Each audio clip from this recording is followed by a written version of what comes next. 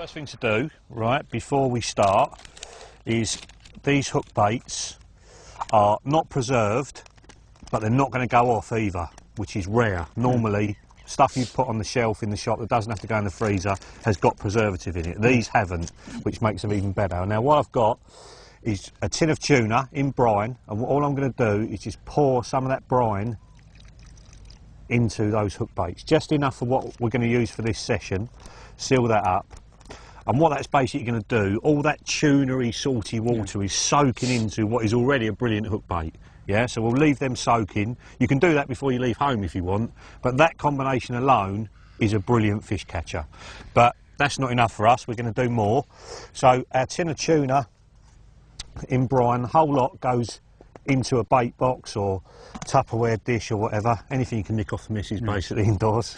Right, just smash that up a little bit. Just to get it all nice and separated so it's not in big chunks. And then the first thing I'm going to put in there is some pellets. These are 4mm super halibuts. And we're going to put them in first, basically so that they draw in some of the juice that's in the tuna. So with our fork, again nicked out of the kitchen, we just smash that around like that. And this is basically, I suppose normally you just use pellets, do you, in a bag mix? Yeah. This is just adding a whole new dimension to a bag mix, just with a tin of tuna. Obviously, it's going to go off, so you can only use it on this session, and if it's very warm, it goes off even quicker. So keep it out of the sun if you're fishing with it in the summer, and probably get away with a few more in there. Just a nice small pellet. You could use a mix of pellets as well if you wanted to, 3, 4, 6mm, that sort of thing. Just give that a nice mix round. Now at the moment that's too wet to go inside a PVA bag, yeah? So to dry it out, what we're going to do is just add a little bit of this ground bait. Cheers, mate.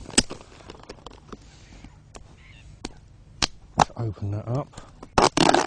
There we go. Right, this is a fish meal ground bait, so it's ground up fish.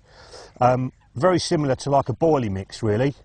Very pungent and attractive in its own right, and basically what it's doing is it's adding attraction, but it's also drying it out sufficiently so we can get it in a PVA bag. And this little bit of extra effort, believe me, it makes such a difference to how many bites you get. Now, if you take this to your own local water, everybody will be round in your swim wanting to know what's in it, yeah? But it's very, very simple. A decent ground bait, decent pellet, and a tin of cheap tuna, and that's it.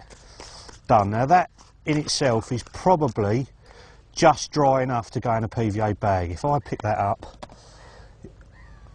it sort of forms, but not quite. It's still a bit damp, but we can get that inside a PVA bag.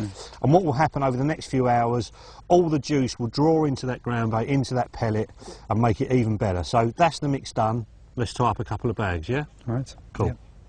You ever done this before? Made up a bag like this? Yeah, but with pellets. With pellets? Yeah. Right, okay. Very, very similar, but what I don't do is try and pick it up and pour it down there. I use the side of the bait box and just scoop it up, just a little tiny bit, and then with the compressor that comes in with it, you just push it down, put your thumb on the end, and then really give it a push, and then just push it out the end like that. Right. Take your compressor out of the way. You can leave that sitting in the top of it, and then just a simple granny knot, a simple overhand knot. Pinch the top of the bag. This is how to get it tight, and then pull the knot down onto the top of the bag like that. Same thing again, simple overhand knot, pull it down tight. So you've got 2 knots close together, and then cut between the 2, and that's your bag done. See, that's not melting.